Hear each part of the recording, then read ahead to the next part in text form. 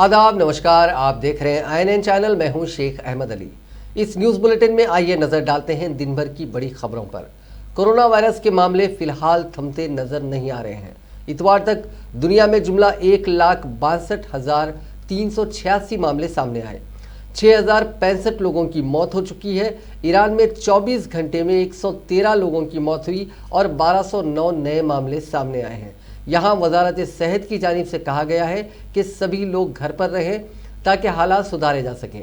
उधर अमरीकी सदर डोनाल्ड ट्रंप की टेस्ट रिपोर्ट नेगेटिव आई है। वो 2 इन्फेक्टेड शख्सियत से राब्ते में आए थे। वहीं स्पेन के वजीर आजम पेड्रो सैंचेज की बीवी डोना को कोरोना पॉजिटिव पाया गया। फ्रांस ने सभी रेस्टोरेंट और कैफे बंद कर दिए हैं। जर्मनी और इसराइल ने पब्लिक प्लेसेस पर लोगों को ना जाने की सख्त हिदायत दी है। वेटिकन की तरफ से कहा गया है कि 12 अप्रैल को होने वाले ईस्टर फेस्ट में लोगों के शामिल होने पर रोक रहेगी। मस्जिद अक्सा को भी कोरोना वायरस के खौफ से बंद करने का फैसला किया गया है। मस्जिद अक्सा की निगरानी करने वाले इस्लामी औकाफ के डायरेक्टर शेख उमर केसवाई ने मकामी मीडिया को बताया कि कोरोना वायरस के खदशात के पेश नज़र मस्जिद और दीगर इमारतें बंद कर दी जाएंगी। शेख उमर केसवाई ने कहा कि इमारत को बंद करने का फैसला नमाजियों की सेहत को ख़राब होने से बचाने के लिए किया गया है। नमाज मस्जिद के शहर में जारी रहेगी, अलबत्ता मस्जिद की इमारत आइंदा अहकामात की इजराई तक बंद रहेगी। हिंदुस्तान में इतवार को कोरोना वायरस इन्फेक्शन के 10 नए मामले सामने आए। इनमें से केरल में 3 और महाराष्ट्र में 6 और तेलंगाना में 1 इन्फेक्शन की तस्दीक हुई है।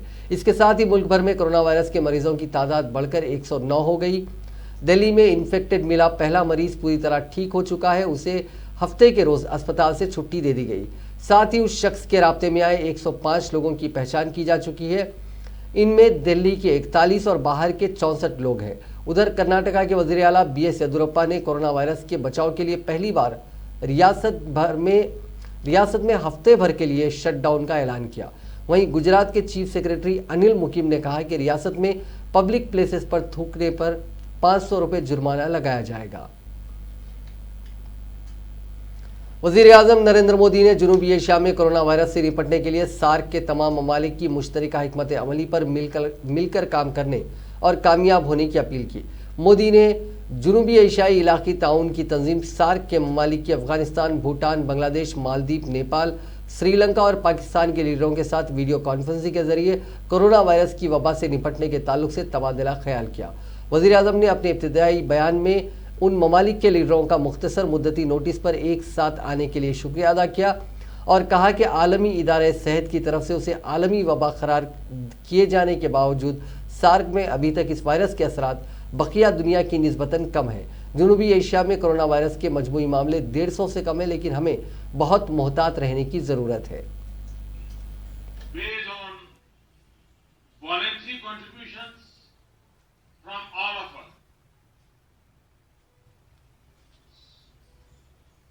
India can start with an initial offer of $10 billion for this fund. Any of us can use the fund to meet the cost of immediate actions. Our foreign secretaries, through our embassies, can coordinate quickly to finalize the utilization of this fund. We are assembling a rapid response team of doctors and specialists in India, along with testing kits and other equipment. They will be on standby to be placed at your disposal if required. We can also quickly arrange online training capsules for your emergency response teams. This will be based on the model we have used in our own country to raise the capacity of all our emergency staff. We had set up an integrated disease surveillance portal to better trace possible virus carriers and the people they contacted. We could share this disease surveillance software with SARC partners and training on using this. Let us also use existing facilities like the SARC Disaster Management Center हाँ sir. to pull in the best practice. साबिक वजीर दाखिला और कांग्रेस के senior leader P Chidambaram ने corona virus से बचाव के लिए मरकजी हुकूमत के इक़दामात पर इत्मीनान जाहिर करते हुए कहा कि अब वक्त आ गया है कि इस बीमारी को फैलने से रोकने के लिए मरकज हुकूमत मजीद इक़दामात करे। चिदम्बरम ने इतवार को ट्वीट करते हुए कहा कि कोरोना वायरस से निपटने के लिए किए गए अब तक के इक़दामात तसल्ली बख्श है, लेकिन क्या हम इसमें और कुछ नहीं कर सकते? कोविड-19 के मुस्बित केसेस एक हफ्ते में 31 से बढ़कर 84 हो गए हैं। कई रियासती हुकूमतों ने जुज़वी लॉकडाउन का ऐलान किया है। अब मरकजी हुकूमत को इस पर मजीद तवज्जो देने का वक्त आ गया है। कांग्रेस लीडर ने कहा कि इंडियन मेडिकल रिसर्च काउंसिल के इंतबाह पर तवज्जो देने का वक्त आ गया है। अगर हमारे पास इस वायरस को रोकने के लिए 30 दिन का वक्त है तो हमें तेज़ी से और अज़ाइम के साथ आगे बढ़ना चाहिए। काबिल गौर है कि हिंदुस्तान में कोरोना वायरस से मुतासिर मामलात की तादाद बढ़कर 97 हो गई है। शहर हैदराबाद में इतवार को कोरोना वायरस का एक और मुस्बित मामला सामने आया। मरीज को गांधी हॉस्पिटल के आइसोलेशन वार्ड में शरीक किया गया, जहां उसकी हालत मुस्तहकम है। इस तरह इस नए मामले के साथ तेलंगाना में कोरोना वायरस के जुमला मामलात की तादाद बढ़कर 3 हो गई है।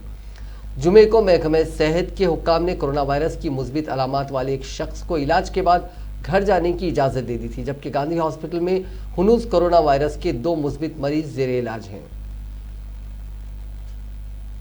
कोरोना वायरस के पेश नज़र तेलंगाना भर के मेडिकल कॉलेजेस को 31 मार्च तक तातील का ऐलान कर दिया गया है। इस सिलसिले में यूनिवर्सिटीज़ ने अहकाम जारी कर दिए हैं। Medical, dental, Ayush, nursing, entrance, PG medical colleges को तातीलात का ऐलान किया गया है। हैदराबाद सेंट्रल यूनिवर्सिटी ने भी 31 मार्च तक तातीलात का ऐलान किया है। यूनिवर्सिटी ऑफ हैदराबाद ने तुलबा को मशवरा दिया है कि वो अपने घरों को वापस लौट जाएं। यूनिवर्सिटी इंतज़ामिया ने इतवार को जारी करदा नोटिफिकेशन में कहा कि हॉस्टल की खिदमात सिर्फ बुनियादी मेस की सहूलत तक ही महदूद रहेंगी और यह खिदमत हॉस्टल के सिर्फ उन तुलबा के लिए दस्तियाब रहेगी जो हॉस्टल में रुकना चाहते हैं। हॉस्टल में रुकने वाले तुलबा से ख्वाहिश की गई है कि वो मुनासिब एहतियाती इक़दाम करें। उनको मशवरा दिया गया है कि वो बड़े इज्तिमा से गुरेज करें, किसी बाहर के मेहमान को अंदर आने की इजाज़त ना दें और ना ही कैंपस में खाना फराहम करने का इंतज़ाम करें। यूनिवर्सिटी ने कहा कि अगर किसी ने कोरोना वायरस से मुतासिर मुल्क का सफ़र किया या फिर गुज़िश्ता 28 दिनों में उसने किसी ऐसे शख्स से रब्त कायम किया जो मुतासिरा मुल्क से वापस आया है, तो उसे चाहिए कि वो इंचार्ज चीफ मेडिकल ऑफिसर को इतला दे ताकि उसकी निगरानी की जा सके और उसका ख्याल रखा जा सके। इस नोटिफिकेशन में कहा गया है कि तमाम फैकल्टी, अरकान, ओहदेदार और स्टाफ अपने फ़राइज़ मामूल के मुताबिक जारी रखेंगे और मामूल का दफ्तरी काम गैर मुतासिर होगा। उस्मानिया यूनिवर्सिटी के तमाम कॉलेजेस बशमूल कैंपस कॉन्स्टिट्यूएंट मलहका डिस्ट्रिक्ट पीजी सेंटर्स 31 मार्च तक बंद रहेंगे। यूनिवर्सिटी इंतज़ामिया ने यह फैसला किया क्योंकि रियासती हुकूमत ने कोरोना वायरस के खिलाफ एहतियाती इक़दामात के तौर पर 31 मार्च तक तमाम तालीमी इदारों को बंद करने का फैसला किया।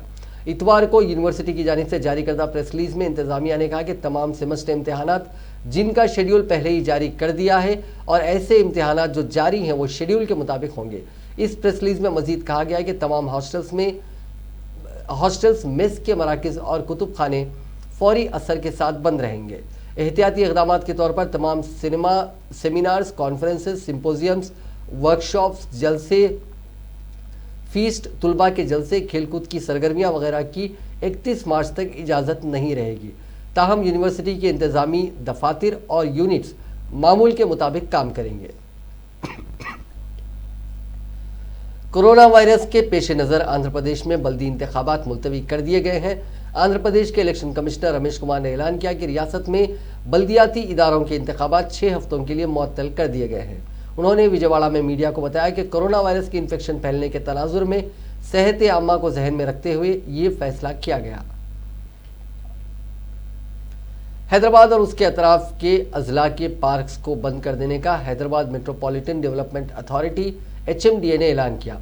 Lumbini park, NTR gardens, NTR memorial और संजीवैया पार्क्स को इस माह की 31 तारीख तक आवाम के लिए बंद करने का फैसला किया गया। अलावाजी नेकलेस रोड पीपुल्स प्लाजा में होने वाली तकारीब प्रोग्रामों की इजाज़त मंसूख कर दी गई है। Jalagam Vengal Rao park, public gardens, Jal Vihar, Nehru zoological park, Indira park, oxygen park के बशमूल तमाम पार्क्स को बंद कर दिया गया। ओहदेदारों ने यह बात बताई। मध्य प्रदेश में कांग्रेस हुकूमत को गिराने के लिए बीजेपी की कोशिशें तेज हो गई हैं। मध्य प्रदेश के गवर्नर लालजी टंडन ने चीफ मिनिस्टर कमलनाथ को कल रियासती असेंबली में एतमाद का वोट हासिल करने की हिदायत जारी की है। मध्य प्रदेश असेंबली का बजट इजलास कल गवर्नर के खिताब के साथ दिन में 11 बजे शुरू होने वाला है। इस दौरान बीजेपी के एक वफद ने कल रात रियासत के गवर्नर से मुलाकात की और उनसे यह दरखास्त की थी कि असेंबली में अक्सरियत की आजमाइश कराई जाए। वाज़ेह रहे कि बीजेपी की जानिब से मध्य प्रदेश में ऑपरेशन कमल उस वक्त शिद्दत इख्तियार कर गया जब कांग्रेस के सीनियर लीडर ज्योतिरादित्य सिंधिया ने बीजेपी में शमूलियत इख्तियार की। तेलंगाना कानून साज असेंबली में आज 25 महकमे जात के मुतालबात ज़र को मुख्तलिफ वज़रा ने ऐवान में पेश किया। 25 मुख्तलिफ महकमे जात के मुतालबात ज़र पर आज मुबाहिस मुनक़िद हुए। इस बहस में हुक्मरान जमात TRS, अहम अपोजिशन MIM के अलावा कांग्रेस, तेलुगुदेशम, बीजेपी ने भी हिस्सा लिया। आज दिन भर इन महकमे जात के मुतालबात ज़र पर मुख्तलिफ जमातों की जानिब से हुकूमत को मुख्तलिफ तजावीज़ पेश की गईं और मुताल्लिक़ा महकमे जात के वज़रा ने ऐवान में इसका जवाब दिया। तेलंगाना असेंबली में इतवार 15 मार्च और पीर 16 मार्च को वक्फ़े सवालात तर्क कर दिया गया। Secretary legislature doctor V Narasimha Charyulu ने इस सिलसिले में एक बुलेटिन जारी किया और बताया कि तेलंगाना कानून साज असेंबली के तमाम अरकान को इत्तला दी जा रही है कि ऐवान के क़वायद के मुताबिक स्पीकर असेंबली ने इतवार 15 मार्च और पीर 16 मार्च को वक्फ़े सवालात को तर्क कर दिया है। इतवार को असेंबली में मुख्तलिफ महकमे जात के मुतालबात ज़र पर मुबाहिस मुकम्मिल कर लिए गए और पीर को असेंबली में तसर्रुफ़ बिल की पेशकशी और मंजूरी के ज़रिए बजट तरीक़े कार का अख्तिताम अमल में आएगा और बताया जाता है कि पीर के दिन ऐवान में शहरियत तरमीमी क़ानून, NPR और NRC से मुताल्लिक़ मुबाहिस मुनक़िद होंगे। इन मुबाहिस में मुख्तलिफ जमातें हिस्सा लेंगी और चीफ मिनिस्टर उनका जवाब देंगे। Demand number 36, Industries and Commerce. Demand number 39, Information Technology and Communications. Telangana कानून साज असेंबली में आज 4 मुतफरिका बिल्स की मुत्तफिका तौर पर मंजूरी दे दी गई है। इनमें तनख्वाहों और वज़ाइफ की अदायगी, नाअहलियत की बर्खास्तगी का तरमीमी बिल, तेलंगाना लोक आयोग तरमीमी bill 2020, Telangana 2000 goods and services tax तरमीमी बिल और तेलंगाना सेल्फ हेल्प ग्रुप्स ख़वातीन के लिए माउन शरकतदारी वजीफ़ा तरमीमी बिल को ऐवान में पेश किया गया।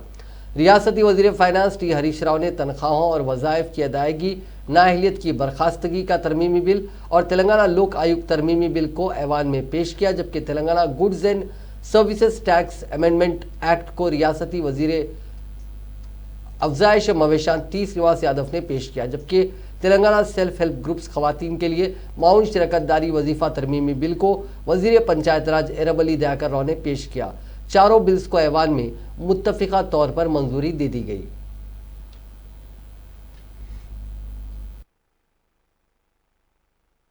Honorable Speaker, sir, I beg to move that the government be granted a sum not exceeding 305 crores, 20 lakhs and 94,000 under demand number 37 for Tourism, Art and Culture Department.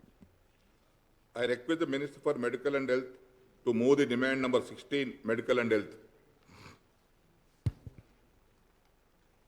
Speaker, sir, I beg to move that the government be granted a sum not exceeding rupees 5,717 crores, 50 lakhs, 58,000 under demand number 16, Medical and Health. No government resolution. I request the Leader of the House to move the resolution. Speaker, sir, with your permission, on behalf of the Leader of the House and Honorable Chief Minister, I beg to move the following government resolution.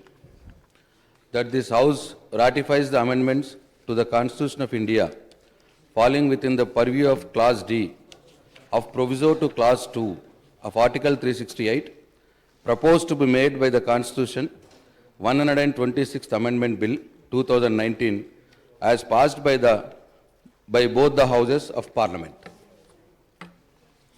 The resolution is before the House. The question is, ఏర్పాటు చేయడం, service tax పరిధిలో ఉండే 1.5 crores రూపాయల లోపు turnover కలిగినటువంటి వ్యాపారస్తులకు మరి composite పథకం అధ్యక్ష తక్కువ వడ్డీ రేటుకు, అదేవిధంగా కాంపోజిట్ ట్యాక్స్ చెల్లించే డీలర్లు వారి వ్యాపారుల వివరాలను సంవత్సరానికి ఒకసారి సమర్పించే వెసులుబాటు కల్పిస్తూ పన్ను చట్టాన్ని అంటే 4 ఇన్స్టాల్మెంట్స్గా మరి డివైడ్ చేయడం జరిగింది అధ్యక్ష. అదేవిధంగా రిజిస్ట్రేషన్కు మరి కంపల్సరీగా ఆధారాన్ని మరి సమర్పించాలనేది కూడా మరి ఇందులో. I request the Minister for Finance on behalf of Chief Minister to move the demand number 33, major and medium irrigation, demand number 34, minor irrigation, demand number 2, Governor and Council of Ministers, demand number 4, General Administration and Elections. అధ్యక్ష, అభ్యర్థన number 33 భారీ మరియు మధ్య తరహా నీటిపారుదల కింద 10,366 కోట్ల 37,01,000కి మించని సొమ్మును ప్రభుత్వానికి మంజూరు చేయవలెనని ప్రతిపాదిస్తున్నాను.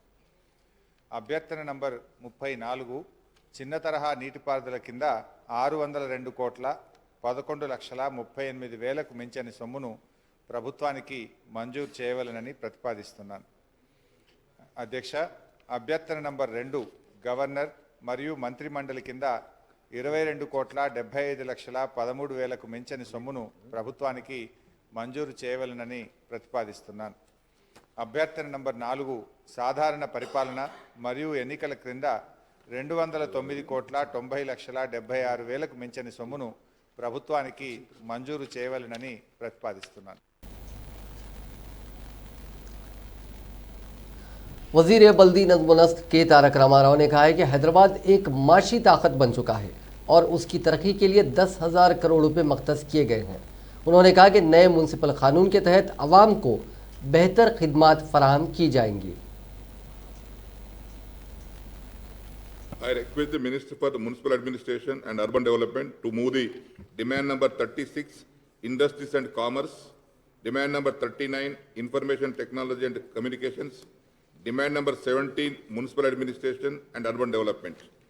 స్పీకర్ సార్, అధ్యక్ష, అభ్యర్థన 36వ డిమాండ్ పరిశ్రమలు మరియు వాణిజ్యం కింద రూపాయలు 1,625 కోట్ల 34,53,000కు మించని సొమ్మును ప్రభుత్వానికి మంజూరు చేయవాలని ప్రతిపాదిస్తున్నాను. అధ్యక్ష, అభ్యర్థన నంబర్ 39 కింద సమాచార సాంకేతిక మరియు కమ్యూనికేషన్లు దాని కింద రూపాయలు 28 కోట్ల 8,06,000కు మించని సొమ్మును ప్రభుత్వానికి మంజూరు చేయవాలని ప్రతిపాదిస్తున్నాను. అధ్యక్ష, అభ్యర్థన నంబర్ 17 పురపాలన మరియు పట్టణాభివృద్ధి కింద రూపాయలు 12,282 కోట్ల 35,94,000కు మించని సొమ్మును ప్రభుత్వానికి మంజూరు చేయవాలని ప్రతిపాదిస్తున్నాను. I request the Minister for Municipal Administration and Urban Development on behalf of Chief Minister to move the demand number 40, Public Enterprises, demand number 19, Information and Public Relations. అధ్యక్ష, అభ్యర్థన నంబర్ 40 ప్రభుత్వ రంగ సంస్థల కింద 1,27,00,000కు మించిన సొమ్మును ప్రభుత్వానికి మంజూరు చేయవాలని నేను ప్రతిపాదిస్తున్నాను. అధ్యక్ష, అభ్యర్థన నంబర్ 19 సమాచారం మరియు పౌర సంబంధాల కింద రూపాయలు 226 కోట్ల 62,12,000కు మించని సొమ్మును ప్రభుత్వానికి మంజూరు చేయవాలని ప్రతిపాదిస్తున్నాను. तेलंगाना कानून साज असेंबली में आज मरकजी हुकूमत की जानिब से लोकसभा और राज्यसभा में मंजूरा दस्तूरी तरमीमी बिल को पेश किया गया। SC और ST तबकात को मजीद 10 साल तहफ़्फ़ुज़ात की फराहमी के लिए मरकजी हुकूमत ने दोनों आला कानून साज इदारों की जानिब से मंजूरा दस्तूरी तरमीमी बिल को आज तेलंगाना कानून साज असेंबली में कबूल करते हुए इस सिलसिले में एक करारदाद पेश की गई। रियासती वज़ीर उमूर मुखन्ना वी प्रशांत रेड्डी ने चीफ मिनिस्टर के चंद्रशेखर राव की जानिब से इस करारदाद को पेश किया और बताया कि 20 दिसंबर 2019 को राज्यसभा की जानिब से तेलंगाना कानून साज काउंसिल को मकतूब रवाना किया गया है। दस्तूरी तरमीमी बिल 2019 जिसे लोकसभा और राज्यसभा में मंजूरी दे दी गई है, तेलंगाना असेंबली में पेश किया जा रहा है। उन्होंने अरकान से ख्वाहिश की कि वो इस तरमीमी कानून की मंजूरी दे। इस पर वजीर मौसूफ की जानिब से पेश करदा करारदाद को ऐवान असेंबली में मुत्तफिका तौर पर मंजूर कर लिया गया। इस तरह से मरकजी हुकूमत के दस्तूरी तरमीमी बिल की तेलंगाना असेंबली की जानिब से तौसीक कर दी गई। 10 టాప్ జిల్లాల్లో మహబూబ్నగర్ ఉండడం దురదృష్టకరం అధ్యక్ష. అలాంటి మహబూబ్నగర్ నుంచి వలసలు దేశవ్యాప్తంగా వెళ్ళినటువంటి వలసలు లక్షలాది మంది ప్రజలు ఇవాళ తక్కువ సమయంలో మీరు అందరూ చూస్తూ ఉన్నారు. పెండింగ్ ప్రాజెక్టులు పూర్తి చేయడం, దాదాపు 1000 చెరువులకి కృష్ణా జలాలను తరలించడం, నింపడం, అదే కాకుండా దాదాపు 10 లక్షల ఎకరాలకి మహబూబ్నగర్ ఎరస్ట్వల్ జిల్లాకి ఇవాళ సాగునీళ్ళ కోసం 2 పంటల కోసం ఇవాళ ఈ ప్రభుత్వం నీళ్ళు ఇవ్వడం ద్వారా తక్కువ సమయంలో వలసలన్నీ కూడా ఇవాళ వాపస్ అయినాయి అధ్యక్ష. వలసలు వాపస్ వచ్చినాయి. ఇవాళ చరిత్ర మళ్ళెవ్వరు కూడా మహబూబ్నగర్ జిల్లా నుంచి బయటికి పోయే పరిస్థితి లేదు అధ్యక్ష.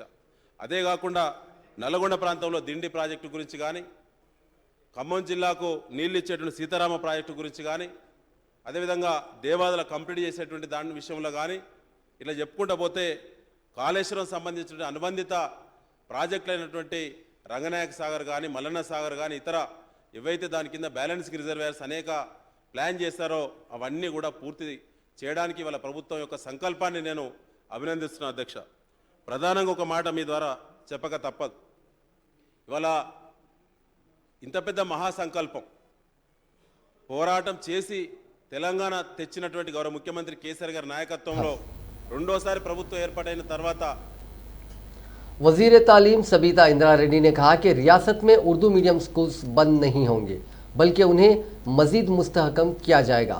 रियासती असेंबली में महकमे तालीम के मुतालबात ज़र पर हुए मुबाहिस का जवाब देते हुए वजीर तालीम ने कहा कि उर्दू मीडियम स्कूलों को बंद नहीं किया जाएगा। जिस तरह के मुख्तलिफ अरकान हुकूमत से दरियाफ्त कर रहे हैं, इन स्कूलों में मज़ीद सहूलतें और असातिज़ा के तकर्रुरात को अमल में लाते हुए उर्दू मीडियम स्कूलों को मज़ीद मुस्तहकम किया जाएगा।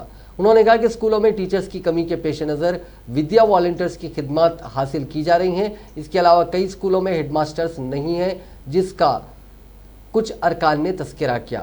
वज़ीर ने कहा कि असातिज़ा को तरक्की देने के मामले में कानूनी पेचीदगियाँ दरपेश हो रही हैं, जिसकी वजह से कई स्कूलों में हेडमास्टर्स नहीं हैं। ताहम हुकूमत बहुत जल्द कानूनी पेचीदगियों को दूर करते हुए तमाम स्कूलों में हेडमास्टर्स का तकर्रुर अमल में लाएगी। उन्होंने कहा कि स्कूलों में तुलबा के साथ असातिज़ा के लिए भी बायोमेट्रिक लगाए जाएंगे और साफ़ सफाई का भी बेहतर इंतज़ाम किया जाएगा। उन्होंने कहा कि इस मरतबा बजट में रियासती हुकूमत ने सरकारी स्कूलों में पीने के पानी वाटर चार्जेस के तौर पर 3 करोड़ 15 लाख रुपए अलग से मख्तस किए हैं। इसी तरह इलेक्ट्रिसिटी के लिए 10 करोड़ 20 लाख रुपए भी मख्तस किए गए हैं।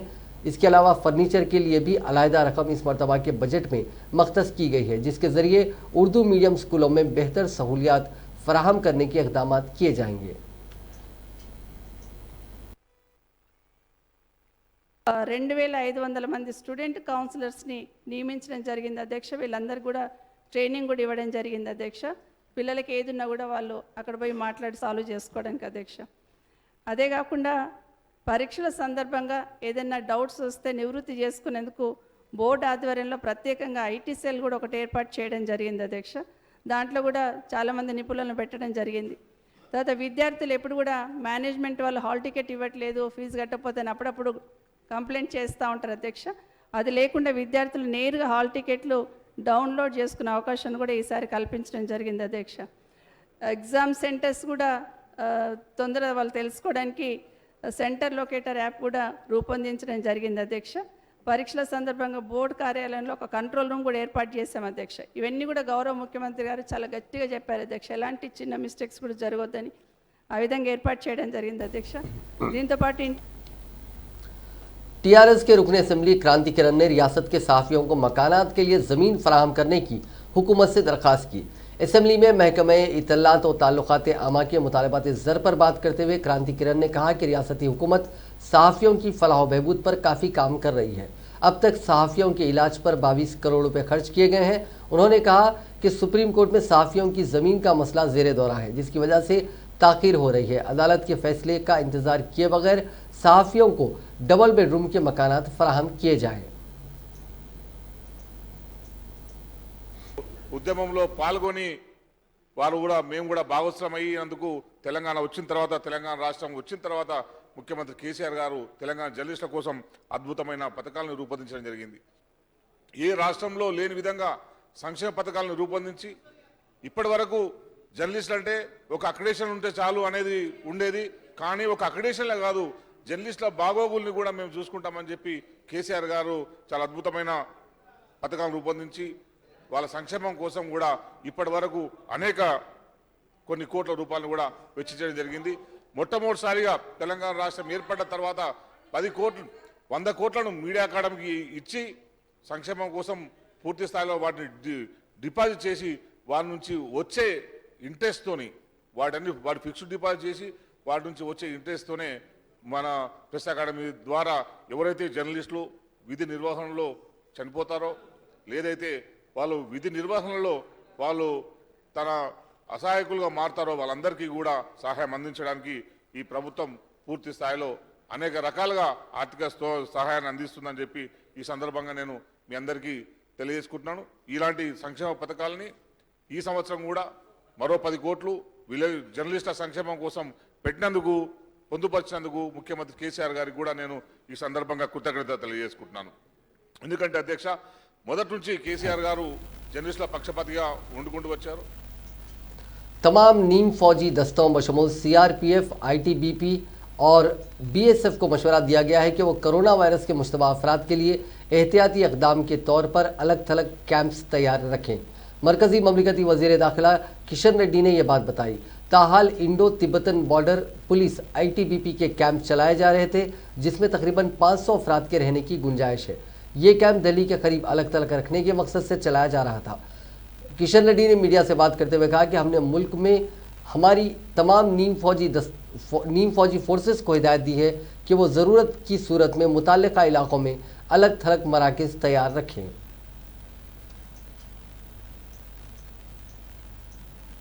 నేను ఈరోజు చాలా వివరాలతో సహా అంకెలతో సహా నేను ఈరోజు చెప్పాను.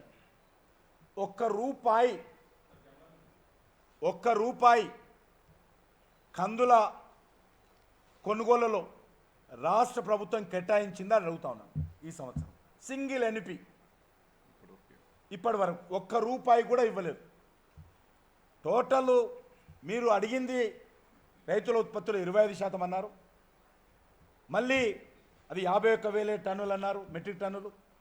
మళ్ళీ ఈరోజు 1,00,000 టన్నుల తర్వాత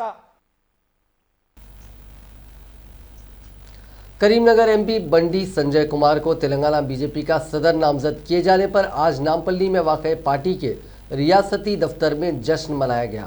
इस मौके पर बीजेपी कारकुनों ने आपस में मिठाइयां तकसीम की और सीनियर कायदीन ने बंडी संजय को मुबारकबाद पेश की। इस मौके पर मीडिया से बात करते हुए बंडी संजय ने कहा कि उनका निशाना आइंदा असेंबली इंतखाबात में बीजेपी को तेलंगाना में इख्तिदार में लाना है। रामचंद्रराव गारू భారతీయ జనతా పార్టీ రాష్ట్ర అధ్యక్షులుగా గత 4 సంవత్సరాలుగా నిరంతరం పార్టీ కోసం పనిచేసినటువంటి మిత్రులు గౌరవనీయులు డాక్టర్ లక్ష్మణ్ గారు ఈరోజు భారతీయ జనతా పార్టీ మన ప్రత్యేకతను చాటుకుంటూ ఒక యువ నాయకుడిగా కరీంనగర్ గడ్డలో పుట్టి అధ్యక్షులుగా అనేక మంది కొనసాగింది పార్టీలో. పివి చలపతిరావు నుంచి మొదలుకుంటే మరి బంగారు లక్ష్మణ్, వెంకయ్య నాయుడు, బండారు దత్తాత్రేయ, కిషన్ రెడ్డి, ఇంద్రసేనారెడ్డి, నాతో సహా ఇప్పుడు సంజయ్, ఎవ్వరు కూడా ఏ రాజకీయ నేపథ్యం ఉన్న కుటుంబం ఈ రాష్ట్రంలో ఒక శక్తివంతంగా తయారు చేసి నాలాంటి అనేక మంది కార్యకర్తలకు భరోసా ఇచ్చి మా అందరినీ ప్రజాప్రతినిధులుగా భారతీయ జనతా పార్టీ నిజామాబాద్ నియోజకవర్గం తరఫున బైన్సా విక్టిమ్స్ కి 5 లక్షల రూపాయలు ఏ రకంగా అయితే మనం ప్రామిస్ చేయడం జరిగిందో బైన్సాలో లక్ష్మణ్ గారికి। नाजरीन, इस न्यूज़ बुलेटिन में बस इतना ही। देखते रहिए INN चैनल।